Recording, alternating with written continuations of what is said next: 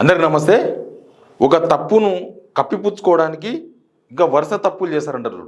దొంగతనం చేసిన ఆయన దాన్ని కప్పిపుచ్చుకోనికే ఇంకొక వ్యవహారం చేస్తుంటాడు. ఒక అబద్ధం చెప్పిన అతను దాన్ని కప్పిపుచ్చుకోవడానికి 10 రకాల అబద్ధాలు చెప్పాల్సి వస్తుంది దాన్ని కవర్ చేయడానికి. సేమ్ అట్లాంటి ఎపిసోడ్ ఒకటి జరిగింది గవర్నమెంట్లో. ఏంటంటే అసెంబ్లీలో పిఎస్సి కమిటీ అని ఉంటుంది, public accounts committee. Public accounts committee అనేది చాలా ఇంపార్టెంట్. కమిటీలు అన్నింటిలో కూడా అది చాలా ఇంపార్టెంట్. అది ప్రజల కోసం డైరెక్ట్గా పనిచేసేది. ఏంటంటే గవర్నమెంట్లో జరిగే అవకతవకలు, ఏదైనా ఎక్స్పెండిచర్ కానీ, ఏదైనా స్కీమ్లో అవకతవకలు కానీ, లేకపోతే ఇంకా ఏదైనా గవర్నమెంట్లో లావాదేవీలు, ఆర్థిక లావాదేవీలు ఏమైనా జరిగితే పబ్లిక్ అకౌంట్స్ కమిటీ దాన్ని బట్టబయలు చేస్తుంది. దాని మీద మొత్తం అధికారులను, కలెక్టర్ను ఎవరినైనా ఆదేశించవచ్చు. వాళ్ళు ఎవరినైనా ఆదేశించి పబ్లిక్ మనీ వేస్ట్ కాకుండా, వృధా కాకుండా, లేకపోతే అది అనవసరంగా ఈ ఏమంటారు లంచగొండుల పాలు కాకుండా, దాంతోపాటు అవినీతి పరుల పాలు కాకుండా ఎక్కడైనా ఏదైనా జరిగితే చూపించేదే పిఎస్సి కమిటీ. ఇది ఆనాదిగా స్వాతంత్రం వచ్చినప్పటి నుంచి ఈ పిఎస్సి కమిటీకి ఉండే ఇంపార్టెన్స్ ఏంటంటే ప్రతిపక్ష పార్టీకి ఇస్తారు. ప్రతిపక్ష పార్టీ అయితేనే తప్పులను ఎత్తి చూపే అవకాశం ఉంటుంది. అధికార పార్టీలో ఎట్లా ఎత్తి చూపరు కాబట్టి ప్రతిపక్ష పార్టీకి ఇస్తారు. అయితే ఇక్కడ ఏమైందంటే పిఎస్సి కమిటీ చైర్మన్గా షేర్లింగంపల్లి ఎమ్మెల్యే గాంధీ, షేర్లింగంపల్లి ఎమ్మెల్యే అరకెప్పుడు గాంధీని నియమిస్తూ నిన్న అసెంబ్లీ స్పీకర్ నిర్ణయం తీసుకున్నారు. దానికి సంబంధించిన వ్యవహారం అంతా కూడా బయటకు వచ్చేసింది. ఇప్పుడు అరకెప్పుడు గాంధీ ఏ పార్టీలో ఉన్నారని ఎవరినైనా అడగండి. అసెంబ్లీ లెక్క ప్రకారం బీఆర్ఎస్లో ఉండొచ్చు, కానీ ఆయన డైరెక్ట్గా రేవంత్ రెడ్డి గారి సమక్షంలో కాంగ్రెస్లో ఏరిపోయాడు. ఆయన రేపో మాపో ఇప్పుడు ఆల్రెడీ 3 ఎమ్మెల్యేలకు సంబంధించిన వ్యవహారం వచ్చింది, అసెంబ్లీకి వచ్చింది. నెల రోజుల మీరు ఏదో ఒక నిర్ణయం తీసుకోండి, వేయడమా వదిలేయడమా. వాళ్ళు వదిలేస్తే హైకోర్టు చూసుకుంటుంది, హైకోర్టు సుమోటగా స్వీకరిస్తామన్నారు. అట్లాంటి సిచ్యువేషన్ ఇక్కడ జరిగిన వ్యవహారం ఏంటంటే ఈయనను కాంగ్రెస్ ఎమ్మెల్యే కింద కాకుండా బీఆర్ఎస్ ఎమ్మెల్యే కింద లెక్క కట్టింది. యాక్చువల్గా పిఎస్సి చైర్మన్గా ఎవరిని నియమించాలి అనే అంశం పైన ప్రధాన ప్రతిపక్ష నేత రిఫర్ చేస్తారు. ప్రధాన చైర్మన్ మాత్రమే స్పీకర్ నియమించవచ్చు, మిగతా అంతా కూడా ఎలక్షన్ ఉంటుంది. దానిలో వీళ్ళకు 38 మంది సభ్యులు కాబట్టి ఆల్మోస్ట్ 13 మంది ఓట్లు వేస్తే ఒక సభ్యుడు, ఒక 3 సభ్యులు వీళ్ళకి వస్తారు బీఆర్ఎస్కి. వీళ్ళు ఏం చేశారంటే కేసీఆర్ రిఫర్ చేసిన వ్యక్తులు ఎవరంటే హరీష్ రావు. కేసీఆర్ హరీష్ రావు కన్నా ఇవ్వండి,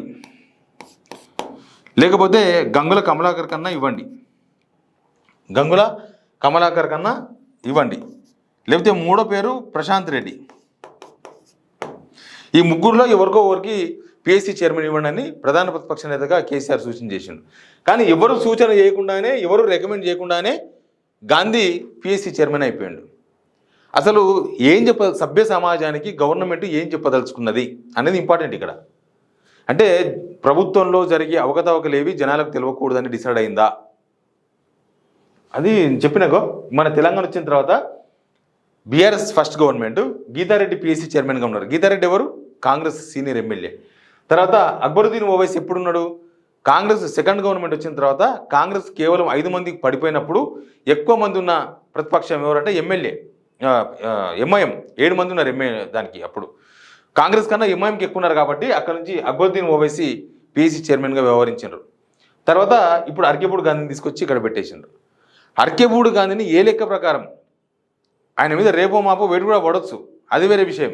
కానీ ఆయన ఇప్పుడు బీఆర్ఎస్ అగెనెస్ట్, ఆయన కాంగ్రెస్లో ఏరిన పచ్చిగానే, ఆయన కాంగ్రెస్లో చేరకుండా ఏదో పక్కన ఉన్నాడు అంటే కూడా అది వేరే రాజకీయం అనొచ్చు.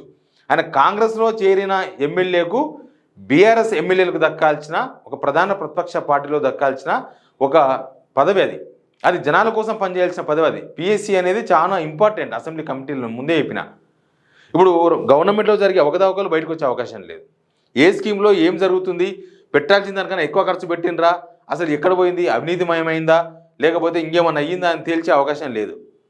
దీనిలో అసలు ప్రధాన ప్రతిపక్ష నేత చెప్పిన పొద్దుగాలేస్తే ప్రధాన ప్రతిపక్ష నేత అసెంబ్లీకి రావాలని చెప్పే రేవంత్ రెడ్డి గారు ఆయన సూచన చేసిన ఈ ముగ్గురిని కాకుండా అరకెబూడి గాంధీని పిఎస్సి చైర్మన్గా నియమించారు అంటే దానికి అర్థమైంది. పాపం ఆయన పేరు గాంధీ, కానీ ఆయన తీసుకుపోయి ఎక్కడనో ఏట కలిపే ప్రయత్నాలు నడుస్తున్నట్టుగా కనిపిస్తుంది.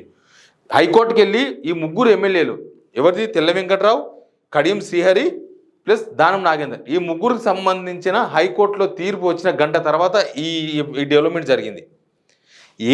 కోర్టుకి ఏం చెప్పదలుచుకున్నారు, సభ్య సమాజానికి ఏం చెప్పదలుచుకున్నారు? మా గవర్నమెంట్లో అవినీతి అనేది రెగ్యులర్గా జరుగుతుంది, దాన్ని ఎవరు చూపాల్సిన అవసరం లేదని ప్రభుత్వం అనుకుంటుందా, భావిస్తుందా? లేకపోతే నిత్యకృత్యం అవినీతి అనేది రెగ్యులర్గా జరిగే ప్రాసెస్ కాబట్టి దీనిలో స్పెషల్గా ఏ పిఎస్సి చైర్మన్ ఏం చేసేది లేదు కాబట్టి మేము మా పార్టీలో ఏరిన అతను పిఎస్సి చైర్మన్గా పెట్టుకుందామని జనాలకు చెప్పదలుచుకుందా ప్రభుత్వం? అసలు ఇదొక ఇది ఏ విధంగా చెప్పాలనుకుంటే నిజంగా నాకు అర్థం. నేను అసెంబ్లీని ఆల్మోస్ట్ 13 years అసెంబ్లీ రిపోర్టర్కి పనిచేసిన, అసెంబ్లీ రిపోర్టింగ్ చేసిన. అసెంబ్లీలో చాలామందికి తెలియని సెక్షన్లు రూల్స్ అని కూడా నాకు తెలుసు. అంత డీప్గా రిపోర్టింగ్ చేసిన అక్కడ నేను ఆ గ్రౌండ్లో. అసలు ఇట్లాంటి సిచ్యువేషన్ ఎప్పుడు చూడలేదు. పార్లమెంట్లో కూడా ప్రధాన ప్రతిపక్ష పార్టీ లేకపోతే ప్రతిపక్ష పార్టీ, ప్రధాన ప్రతిపక్షం ఉండాల్సిన అవసరం లేదు.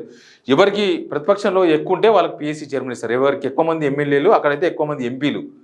మరి అట్లాంటిది ఇక్కడ కాంగ్రెస్లో ఏరిన అరకెపూడి గాంధీకి పిఎస్సి ఇవ్వడం దానిపైన ప్రభుత్వ పెద్దగా సభా అధినేతగా రేవంత్ రెడ్డి గారు ఏం చెప్తారు జనాలకి? ఇది ప్రభుత్వ తప్పిదం, ఇది ప్రభుత్వానికి ఒక మచ్చ. వేరే పార్టీలో చేరిన వాళ్ళని తీసుకొచ్చి మంత్రి పదవి ఇవ్వడం ఎంత తప్పో, ఈయనను పిఎస్సి చైర్మన్ చేయడం అంతకన్నా పెద్ద తప్పు ఇది. ఎందుకంటే ఆయనకు మంత్రి పదవి ఇవ్వడం వల్ల జనానికి వచ్చే నష్టం ఏం లేదు, ఎవరికొరికి మంత్రి పదవి ఇవ్వాలి. కానీ ఈయన జనాలకు జరిగే నష్టాన్ని ప్రభుత్వానికి ఎగనెస్ట్గా బయట వేయాలి. వేయగలరా గాంధీ గారు? కాంగ్రెస్లో ఏరిన గాంధీ గారు అసలు ఆయన ఎన్ని రోజులు ఎమ్మెల్యేగా ఉంటారో కూడా తెలియదు. రేపో మాపో ఈ ముగ్గురు తర్వాత నెక్స్ట్ ఇంకొకటి ఈ కేసులన్నీ కూడా వస్తాయి, డిస్క్వాలిఫికేషన్ కేసులన్నీ తెర మీదకి వస్తాయి. ఏదో జరుగుతుంది, అయ్యేది జరుగుతుంది. మరి ఈయనకు పిఎస్సి చైర్మన్ ఇవ్వడం వల్ల ఏం చెప్పదలుచుకున్నది? అసలు రాజకీయ నాయకులకు ఆడున్న ఎమ్మెల్యేలు, కొత్తగా ఎమ్మెల్యే అయిన వాళ్ళు 50 మంది ఉన్నారు. ఆ ఎమ్మెల్యేలకు ఏం చెప్పదలుచుకున్నారు? మీరు ఏం నేర్పదలుచుకున్నారు?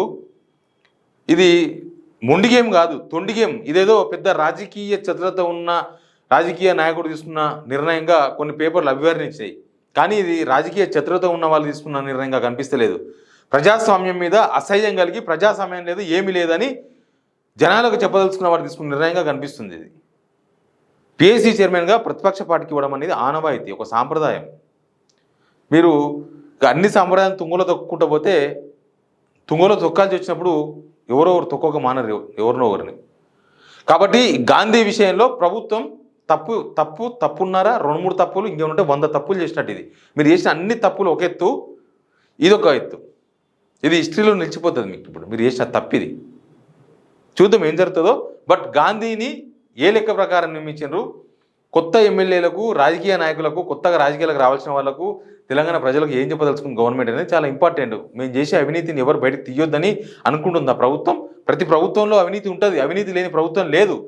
దాన్ని కొంత బయటకు తీయాల్సి అంటే పిఎస్సి కమిటీ స్ట్రాంగ్గా ఉండాలి, పిఎస్సి చైర్మన్ ప్రతిపక్ష పార్టీలో ఉండాలి. చూద్దాం ఏం జరుగుతుందో. Please subscribe signal TV.